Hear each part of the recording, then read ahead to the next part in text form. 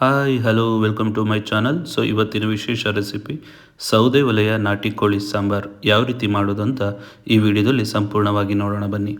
So ಸ್ನೇಹಿತರೆ, ಇವತ್ತು ನಾನು ಮಾಡಿದ್ದಲ್ಲ, ಆ್ಯಕ್ಚುಲಿ ಇದು ನಮ್ಮಮ್ಮ ಸೌದೆ ಒಲೆಯಲ್ಲಿ ನಾಟಿ ಕೋಳಿ ಸಾಂಬಾರು ಮಾಡ್ತಾಯಿದ್ರು. ಸೊ ಅದನ್ನು ಯಾವ ರೀತಿ ಪ್ರಿಪೇರ್ ಮಾಡಿದ್ದಾರೆ ಅಂತ ನೋಡೋಣ ಬನ್ನಿ. ಸೊ ಇಲ್ಲಿ ನಾಟಿ ಕೋಳಿ ಸಾಂಬಾರು ಮಾಡೋಕ್ಕೆ 2 ಹೆಚ್ಚಿದ ಈರುಳ್ಳಿನ ಪೇಸ್ಟ್ ಮಾಡಿದ್ದಾರೆ. ಸೊ ಹಾಗೆ ಕೊತ್ತಂಬರಿ ಸೊಪ್ಪು ಪೇಸ್ಟು, ಬೆಳ್ಳುಳ್ಳಿ ಶುಂಠಿ ಪೇಸ್ಟು, ಹಾಗೆ ಒಂದು ರುಬ್ಬಿದ ಕಾಯಿ. ಸೊ ಇದ್ರ ಜೊತೆಗೆ 2.5 kg ಇಲ್ಲಿ 2 ಕೋಳಿದ ಚಿಕನ್ನ ಕ್ಲೀನಾಗಿ ಕಟ್ ಮಾಡಿಸಿಟ್ಟಿದ್ದಾರೆ. ಸೊ ಇದನ್ನು ನೀಟಾಗಿ ತೊಳೆದು ವಾಶ್ ಮಾಡಿಟ್ಟಿದ್ದಾರೆ. ಇದು 2 kg ಅಥವಾ 2.5 kg ಇದೆ ಅನಿಸುತ್ತೆ. ಸೊ ಈಗ ಒಂದು ಸೈಡು ಸೌದೆ ಒಲೆ ಮೇಲೆ ಪಾತ್ರೆ ಇಟ್ಟು ಈಗ ಎಣ್ಣೆಗೆಲ್ಲ ಚಿಕನ್ನ ಹಾಕ್ತಾಯಿದ್ದಾರೆ. ಸೊ ಚಿಕನ್ ಹಾಕಿದ ಮೇಲೆ ಇದಕ್ಕೆ ಈಗ ರುಚಿಗೆ ತಕ್ಕಷ್ಟು ಸ್ವಲ್ಪ ಉಪ್ಪು, ಹಾಗೆ ಸ್ವಲ್ಪ ಅರಿಶಿನ ಪುಡಿ ಹಾಕಿದ್ದಾರೆ. ಇವಾಗ ಅರಿಶಿನ ಉಪ್ಪು ಎಲ್ಲ ನೀಟಾಗಿ ಮಿಕ್ಸ್ ಆಗೋ ಥರ ಮಿಕ್ಸ್ ಮಾಡಿಬಿಟ್ಟು ಈಗ ಮತ್ತೆ ಇದನ್ನು ಒಂದು ಪ್ಲೇಟ್ ಮುಚ್ಚಿ ಹಂಗೆ ಬಾಯ್ಲ್ ಮಾಡೋಕ್ಕೆ ಇಟ್ಟಿದ್ದಾರೆ. ಸೊ ಇದೆಲ್ಲ ನೀಟಾಗಿ ಮಿಕ್ಸ್ ಆಗಬೇಕು, ಅರಿಶಿನ ಉಪ್ಪು ಅದೆಲ್ಲ. ನೋಡಿ ಈ ರೀತಿ ಇಟ್ಟಿದ್ದಾರೆ ಬಾಯಿ ಮುಚ್ಚಿ. ಸೊ ಇವಾಗ ಮತ್ತೆ ಈಗ ಓಪನ್ ಮಾಡಿ ಒಳ್ಳೆ ಫುಲ್ಲು ಕುದೀತಾ ಇದೆ ಇದು. ಉಪ್ಪು ಅರಿಶಿನ ಪುಡಿಲೆಲ್ಲ ನೀಟಾಗಿ ಒಂದು 1/4 ಭಾಗ ಬೆಂದಿದೆ ಅನಿಸುತ್ತೆ.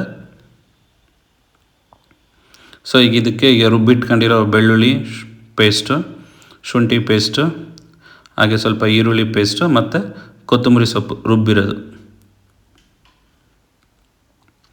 ಇಷ್ಟನ್ನು ಹಾಕ್ಬಿಟ್ಟು ನೀಟಾಗಿ ಮಿಕ್ಸ್ ಮಾಡಬೇಕು.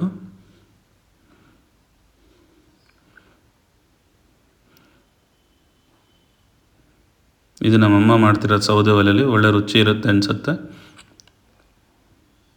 ಸೊ ಇದಾದಮೇಲೆ ಇದಕ್ಕೆ ಸ್ವಲ್ಪ ಖಾರದ ಪುಡಿ, ನಿಮಗೆ ಖಾರ ಜಾಸ್ತಿ ಬೇಕಂದರೆ ಸ್ವಲ್ಪ ಜಾಸ್ತಿ ಹಾಕ್ಕೊಳ್ಳಿ, ನೋಡಿ ಮೀಡಿಯಮಾಗಿ ಎಷ್ಟು ಬೇಕೋ ಅಷ್ಟು ಖಾರ ಪುಡಿ ಹಾಕಿ. ಇದನ್ನೆಲ್ಲ ಖಾರ ಪುಡಿ ಹಾಕಿದ್ಮೇಲೆ ನೀಟಾಗಿ ಇನ್ನೊಂದು ಸತಿ ಮಿಕ್ಸ್ ಮಾಡಾದಮೇಲೆ ಇದಕ್ಕೆ ನಾವು ಈಗ ಧನಿಯಾ ಪುಡಿ ಹಾಕ್ತಿದ್ದೀವಿ. ಸ್ವಲ್ಪ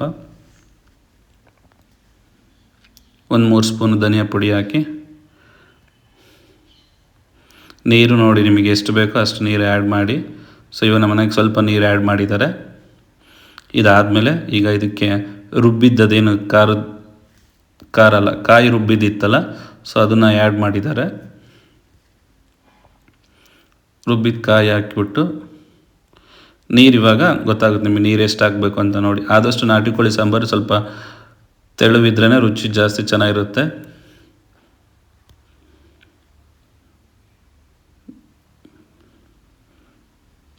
ನೋಡಿ ಈ ರೀತಿ ನೀರು ಎಷ್ಟು ಬೇಕೋ ಅಷ್ಟು ನೀರು ಹಾಕ್ಕೊಂಡು ಚೆನ್ನಾಗಿ ಕುದಿಸಿ ಒಳ್ಳೆ ಬೇಯಬೇಕು. ಆ್ಯಕ್ಚುಲಿ ಗ್ಯಾಸ್ ಮೇಲೆ ಮಾಡೋದಕ್ಕಿಂತ ಇದು ಸೌದೆ ಒಲೆಯಲ್ಲಿ ಮಾಡಿದರೆ ಒಳ್ಳೆ ರುಚಿ ಬರುತ್ತೆ. ಸೊ ಹಾಗಾಗಿ ನಮ್ಮ ಮನೇಲಿ ಈಗ ಸೌದೆ ಒಲೆಯಲ್ಲೇ ಮಾಡ್ತಾಯಿದ್ದಾರೆ. ನೋಡಿ ಫೈನಲಿ ಆಗಿ ಈ ರೀತಿ ಸಾಂಬಾರು ಒಳ್ಳೆ ಕುದೀತಾ ಇದೆ, ಒಳ್ಳೆ ಘಮ ಘಮ ಅಂತ ಇದೆ ಸಾಂಬಾರು ನಾಟಿ ಕೋಳಿದು. ನೋಡಿ ಈ ರೀತಿ ನಾಟಿ ಕೋಳಿ ಸಾಂಬಾರು ಮಾಡಿ ತುಂಬ ರುಚಿಯಾಗಿರುತ್ತೆ.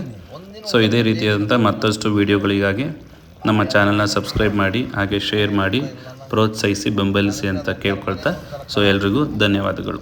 Thank you.